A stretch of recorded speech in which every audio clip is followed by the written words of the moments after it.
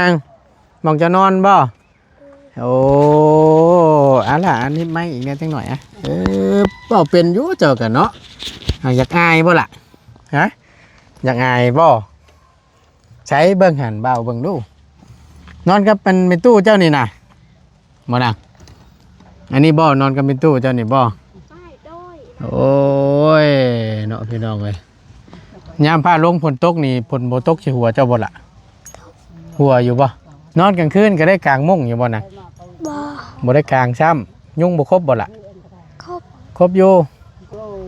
เอาบ่ว่าซื่อๆมาให้มุ้งอยากได้อยู่บ่อยากได้อยู่เนาะพอเลยนอนเนาะล่ะเนาะนอนรับคักๆใครอยู่ได้พอยุงบ่ครบเนี่ยเนาะอันนั้นไงขอบใจโอ้ยเพิ่นมายังนี่ปีโป้อันละห้างลูกนึงทางแม่เพิ่นกันแต่มือแม่เจ้าน่ะสิมาวันศุกร์บ่ล่ะเอากินฮอดแม่บ่นางกินฮอดอยู่เนาะ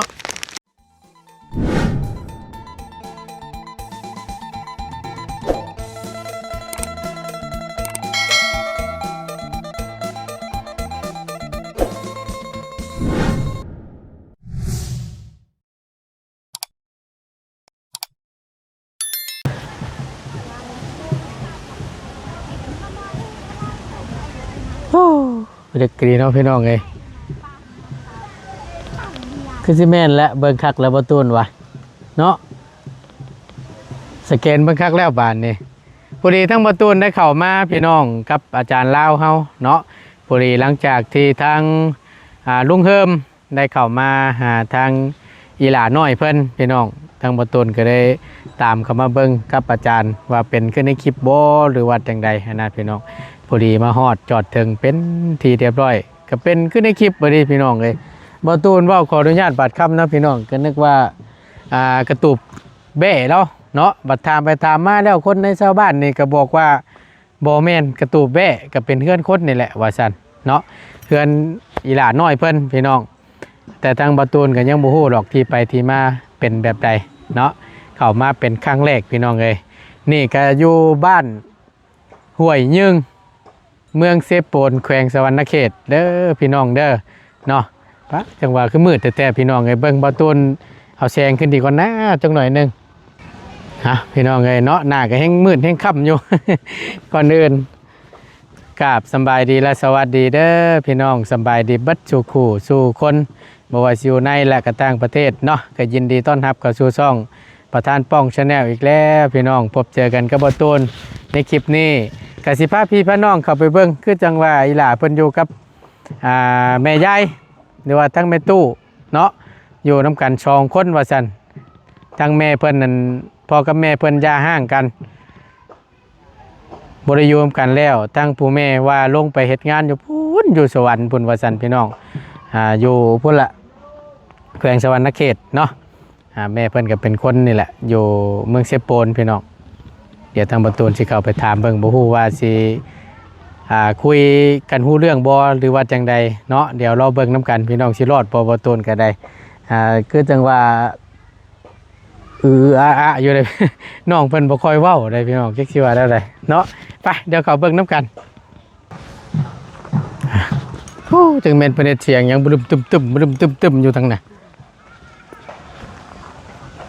อยู่ในหมู่บ้านนี่แหละพี่น้องเนาะมีงานประจักษ์ล็อกหรือว่าจังใดอันนี้ไปเดี๋ยวเขาไปหาทั้งอีหลาน้อยเพิ่นก้อนบานนี่ทั้งบ่ตูนก็บ่เคยมาจักเทื่อเนาะจักสิแม่นผู้ใดบาดนี่คนใดอันชื่อนางน้อยเจ้าบ่ล่ะเจ้าชื่อหยังฮะชื่อหยังเจ้าแล้วกันบานนี่ เอาสบายดีเด้อสบายดีพวกทุกคนเด้อโธ่สบายดีแล้วล่ะโอ้ยเป้าเป็นยั่วนี่เนาะสบายดีตัว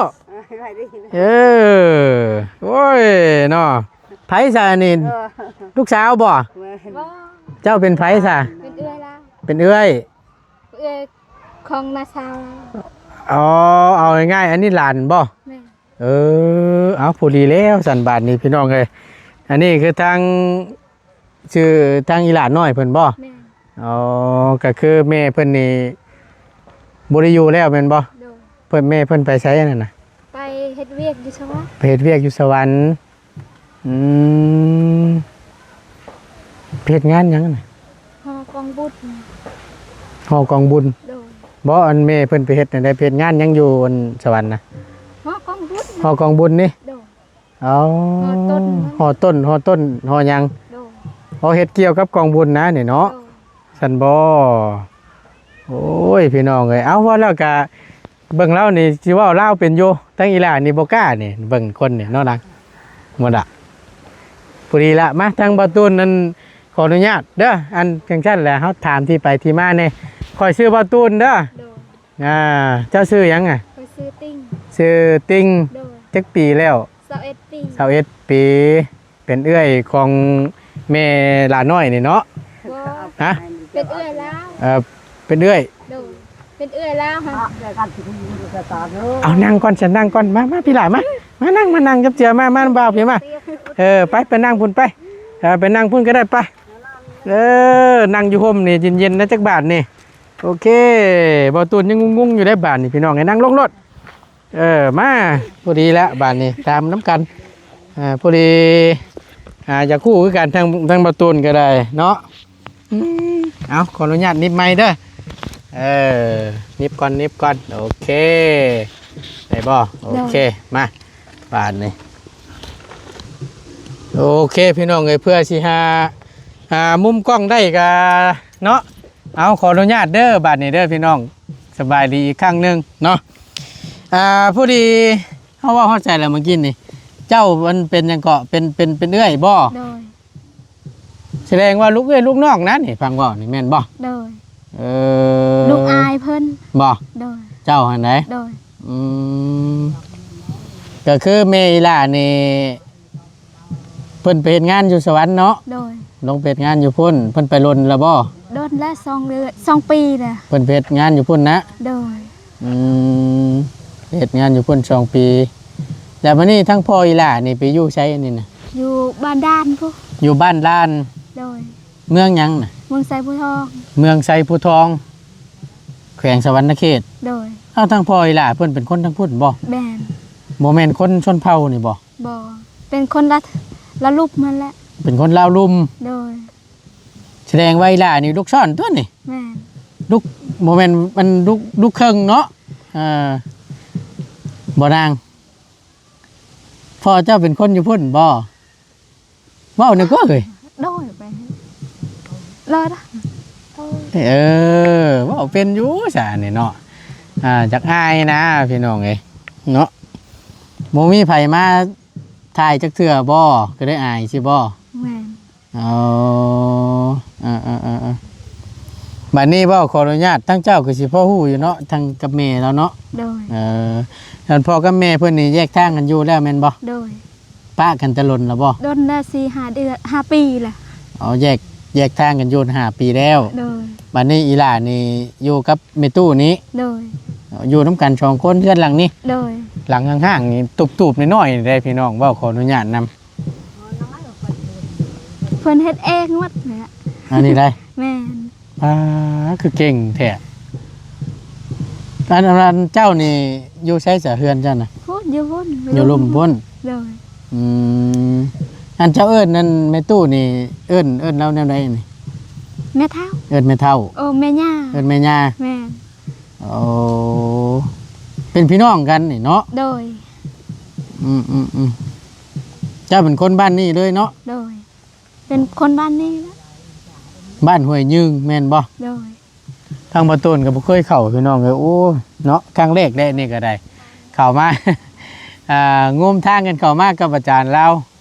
ก็บ่คิดว่าสิเข้ามาถึกอะนะเข้ามาน่ะก็พอดีผู้เจอคนอยู่ในบ้านนี่แหละถามแล้วก็เลยเอาคลิปให้เบิ่งก็เลยเข้ามาพบมาพ่อแนมเบิ่งก็ได้ว่าโอ้คือสิแม่นและหลังนี้หั่นนะก็มาเจอพอดีเนาะ โดย 21 ปีเราก็ได้ชื่อยังเกาะเมื่อกี้นี่ลืมเล ซื้ ย อติ้ง ชื่อน้องติ้งเนาะมีครอบมีครัวแล้วเจ้าก็ได้ โดย ในลูกจักคน 1 คน ในลูก1 คน โดย อายุ21 ปีเนาะก็ พอดีแล้วจำนี่เนาะสิพ่อหรือสิไปต่อเอาอีกบ่อยากได้อีกอยู่บ่ลูกก็ได้ ใหญ่ก้อนอีกเอ้า เอาจักปีลูกเจ้าน่ะ หักกับเก่าเดือน โอ้ยังน้อยอยู่เนาะรอให้ใหญ่ก่อน ยาวลายเด้อจังเลยเลี้ยงบ่กุ้มเด้อยาวลูกลายไรเดี๋ยวสิเลี้ยงบ่กุ้มว่ะ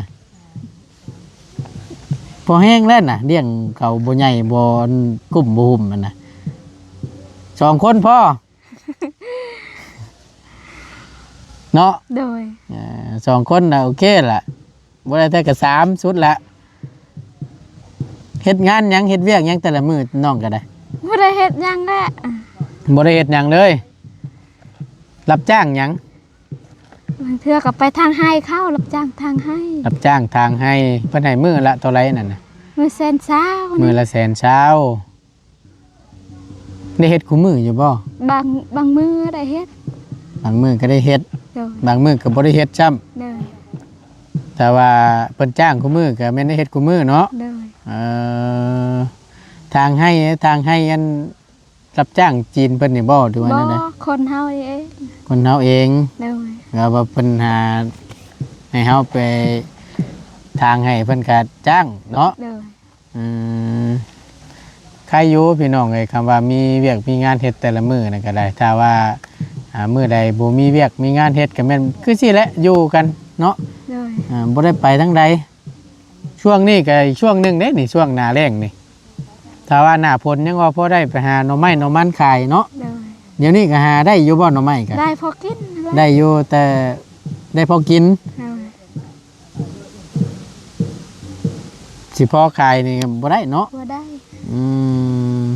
แล้วว่าเดี๋ยวกินขายเดี๋ยวมันยากพี่น้องในช่วงนี้บ่ได้ไปหาแย่ไข่บุแรงบ่ บ่ ฮะ บ่ บ่ได้ไปซ้ำ โดย โอ้ยเนาะมีอยู่บ่แถวนี้ มีคนไปหาบ่ได้ไปหา คือบ่ไปยามมันครบบ่ ยันครบเอ้ยเจ็บครบ โอ้ยเนาะก็แนวมันแหละเนาะคือได้เกือบใหม่แท้เอ้ย เกือบขาหากระชื่อมื้อเช้านี่ ไผซื้อมาให้ เบาเตียง เบาเตียง แม่ แม่นบ่นางฮะแม่นบ่เบาเตียง เท่านั่นล่ะ ฮะแม่นอยู่บ่โมแม่นลุงเฮิมบ่ จักลูกเพิ่งว่าเตียงแล้วบ่ฮู้ ฮะเบิ่งใส่เบิ่งนี่เดี๋ยวใส่เบิ่งรูปเด้อแม่นอยู่บ่เบาเตียงเบิ่งใส่เบิ่ง ทางอีหล่าเพิ่นก็เว้าบ่ค่อยเก่งแน่พี่น้อง มันดดสื่อสารกันยากๆในเรื่องทั้งบ่ตุนก็ได้เอาทั้งน้องติงเพิ่นเนาะหรือว่าเป็นเอื้อยว่าซั่นซะเนาะ โดย เอื้อยทางอีหล่านี่ลูกเอ้ยลูกน้องนะพังเบานี่พี่น้องเอ้ยสัญญาณก็บ่ค่อยมีปานใดอยู่นี่ก็ได้พอได้เพิ่นมานั่งเว้านั่งอธิบายให้ฟังว่าเป็นแนวใดเนาะ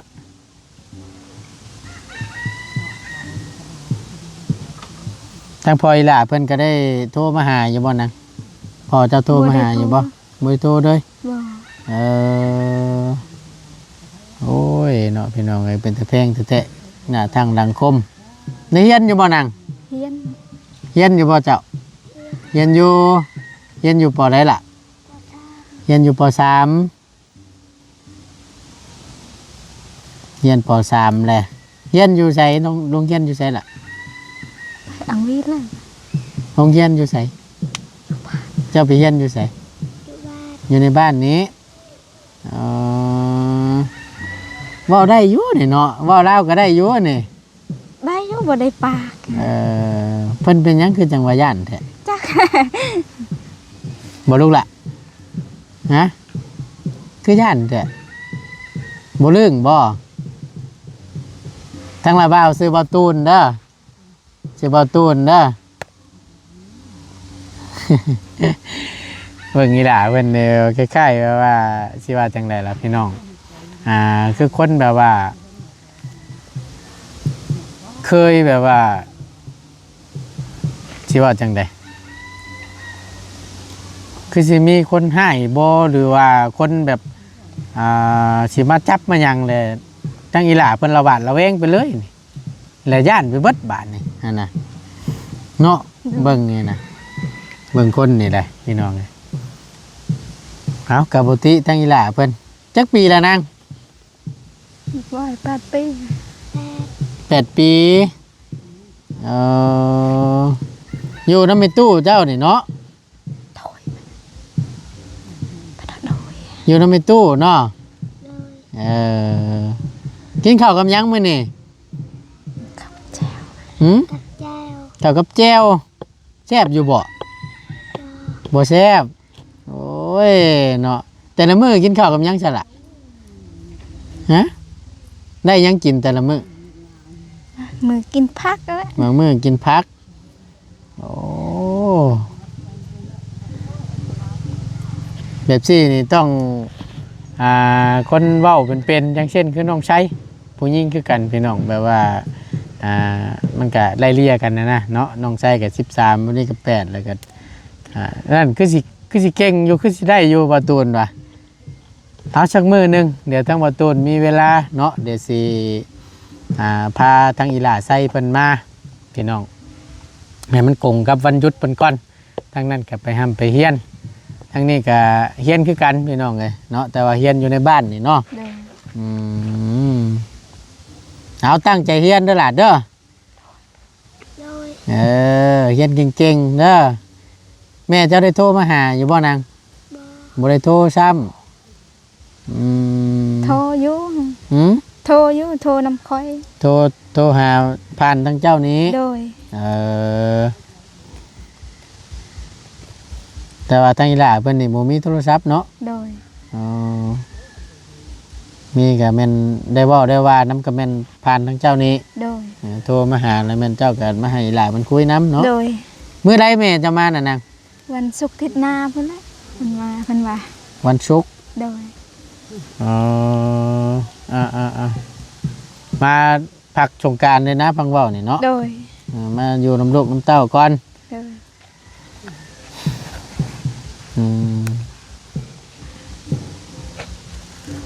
เบ้าขอโทษน้ำข้าวน้ำช่ำปลาได้เป็นกินกับมันในตู้เป็นนี่กุ้มกินอยู่บ่ กุมอยู่ กุ้มโย โดย เพิ่นไปหายังไง บางเทื่อก็ลูกหลานเอาให้ ลูกหลานเอาให้ โดย แล้วกับบริมีให้หน้าตะกร้าเห็ดเนาะ โดย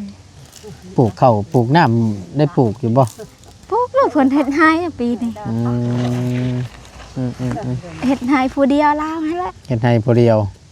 คือเก่งแท้เห็ดกับเวลาน้อยนี่บ่ บ่อีลาน้อยเทียน เรียนอยู่โอ้ยเนาะพี่น้องเอ้ยเอาบาดนี่ทั้งบ่ต้นก็จักสิไปต่อจังใดบัดนี้เว้ากับเวลาเพิ่นก็เว้าบ่ได้ซ้ำเนาะเอาเดี๋ยวทั้งบ่ต้นใส่เบิ่งขึ้นชานลั่นเป็นอีหล่าเพิ่นนี่ผู้น้อยนี่พี่น้องเป็นตาสงสารผู้นี้ก็ได้โอ้ยพ่อแม่แยกทางกันอยู่กับแม่ตู้เนาะอยู่เฮือนกระตูบน้อยหลังนี่แหละพี่น้องเฮียนอยู่ป .3 ทางอีนางเพิ่นนี่ก็ได้บ่ต้นเข้ามาพ่อครั้งแรกนี่ก็ได้เนาะเดี๋ยวสิเข้าเบิ่งว่าเพิ่นอยู่แบบใดเดี๋ยวทางบ่ต้นสิถ่ายเบิ่งภายในและบริเวณอ้อมข้างให้เบิ่งเนาะว่าหลังน้อยหลังใหญ่ซำใดคือทางบ่ต้นเว้าแหละเว้าขอโทษนํพี่น้องก็นึกว่าเพิ่นเฮ็ดคอกแว่พุ่นแหละเอาง่ายๆซะเนาะไปเดี๋ยวพาตั้งละบ่าวเลาะเบิ่งแน่อันอยู่ในเฮือนหม่องเจ้านอนน่ะไปละไป ก็ ไปมาบัดนี้ขอไม้นะโอเคขอบใจหลายๆเด้อขอบใจเดี๋ยวจังหน่อยจังไปเอาขนมอยู่ในรถพุ่นแหละเนาะอึ๊บโอ้ยขออนุญาตบาดคำนี่บ่นางหม่องเจ้านอนบ่โอ้ล่ะอันนี้ไม่อีกแน่จังหน่อยเป่าเป็นอยู่เจอกันเนาะอยากอายบ่ล่ะฮะอยากอายบ่ใช้เบิ่งหันเบาเบิ่งดูนอนกับเป็นตู้เจ้านี่นะบ่นางอันนี้บ่นอนกับเป็นตู้เจ้านี่บ่โอ้ยเนาะพี่น้องเอ้ยยามพาลงฝนตกนี่ฝนบ่ตกสิหัวเจ้าบ่ล่ะ หัวอยู่บ่หลังคาหัวใส่อยู่บ่ฮะหลังคาหัวใส่อยู่บ่ เจ้า บ่โอ้ว่าเป็นอยู่พี่น้องไงเนาะโอ้อันนี้ก็เป็นหม่องเฮือนครัวเราขีดตะไคร้เราเนาะใช้บอลจะนอนน่ะนะอยู่หม่องใดเอ้าสิมึงดู อยู่ตรงนี้ อยู่หม่องนี้มีตู้จะนอนอยู่หม่องใด ตรงนี้ กลางนี้นอนกลางคืนก็ได้กลางมุ้งอยู่บ่น่ะ บ่ บ่ได้กลางซ้ำยุงบ่ครบบ่ล่ะ ครบ ครบอยู่บ่มีมุ้งกลางบ่หรือว่าแนวใด บ่ ฮะมุ้งมีอยู่บ่ บ่ บ่มีซ้ำโอ้ยเนาะมีกับมุ้งขาดๆนี่นะ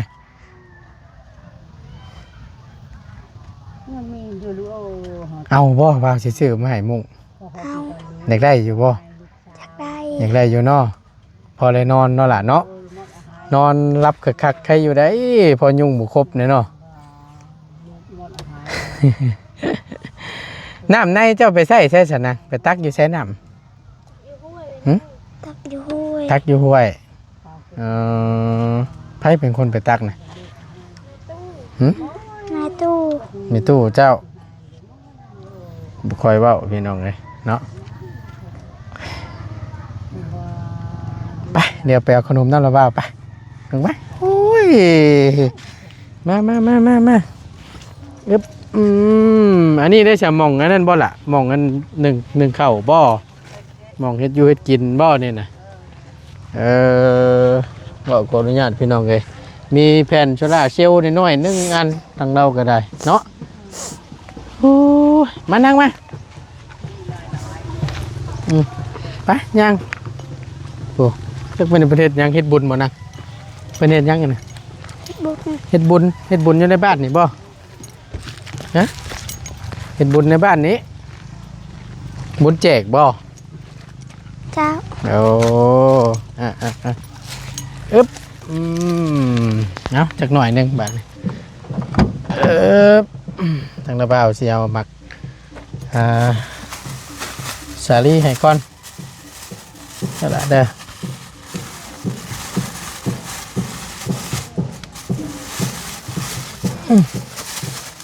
หมักสาลี่ให้อีหล่าเพิ่นก่อนพี่น้องเอาล่ะ ใจ โดยแป๊บนึงเด้อเอาขนมหน่อยเด้อเอาขนมอีหล่าเพิ่นก่อนพี่น้องมาครั้งแรกบ่ตูนก็ได้นั่งอ่ะ ขอบใจ โดยอึ๊บเอานี่ให้เพิ่นเดินว่าอีหยังอันเพิ่นเดินว่าหยังนี่ โป ปีโป้ ขอบใจ อันละโอเคนี่ก็ถือว่าเป็นอีกเด็กผู้หนึงเนาะที่เสียว่าจังไรพี่น้องครอบครัวบ่สมประกอบบ่ชั้นช้าทั้งแม่กับบ่ได้อยู่ป้าห้างกันแล้วก็พอก็ได้ก็เด้อทั้งแม่ก็ลงไปเลี้ยงทั้งแม่ลงไปทำงานเนาะหาเงินเลี้ยงลูกว่าชั้นช้าในห้างลูกนึงทั้งแม่เพิ่นกันแต่มื้อแม่เจ้าน่ะสิมาวันศุกร์บ่ล่ะ เจ้า เอากินฮอดแม่บ่นาง นอน กินฮอดอยู่เนาะอดเอาเด้อล่ะเด้อพ่อเลยสิกินฮอดอยู่บ่ นอน เจ้าเห็นอยู่บ่หน้าพ่อ บ่ บ่เห็นซ้ำใหญ่มาแล้วก็พ่อแต่หน้าแม่เห็นแต่หน้าแม่นี่บ่ โดย กับในตู้นี้เนาะโอ้ยพี่น้องเลยจะลุกโตนไปโอเคสั่นล่ะขอบอกขอบใจหลายๆตั้งใจห้ามใจเฮียนเด้อเฮียนให้เก่งๆเด้อเดี๋ยวมื้อหน้าทางบ่าวสิเข้ามาย่ำยามใหม่เด้อ โดย โอเคสบายดีป้าลุงก่อนสบายดี สบายดี โอเคมาอึ๊บไปบ้านนี้ไปชูมิตู้เจ้ากินนะเอาเดี๋ยวตั้งระบ้าเอาอันนี้ให้อันเอาขนมมาอีกอันให้อีกคนหนึงก่อนเอาฝากไปให้เราเนี่ยเด้อโอเคเอาโดยคนละคนแล้วมันฝากให้อันเพื่อเจ้าอันเด้อโอเคหลายไปพี่น้องไอ้ทั้งประตูนกับสิได้ลำลาแล้วขอจบคลิปก่อนโอ้ยเนาะเกี่ยวกันอาจสิบคอยผู้เรื่องพ่อปันได้ครั้งแรกทั้งประตูนก็ได้เนาะถือว่านักหน่วงทุนวงในอยู่ครอบครัวนี่ก็ได้ เป็นตาแพงอีหล่าเพิ่นเนาะไปพี่น้องทั้งประตูนก็จะได้ล่ำลาแล้วขอจบคลิปลงไว้เพียงสำนี้ก่อนขอบบุญขอบคุณในหลายๆที่เขามาเป็นกำลังแห่งใจ และติดตามเบิ่งคลิปโดยบ่ข้ามโฆษณาสำหรับคลิปนี้ประตูนจบลงไว้เพียงสำนี้ก่อนพบเจอกันคลิปหน้าเด้อพี่น้องเด้อสำหรับคลิปนี้ขอกล่าวคำว่าสำบายดีเด้อพี่น้อง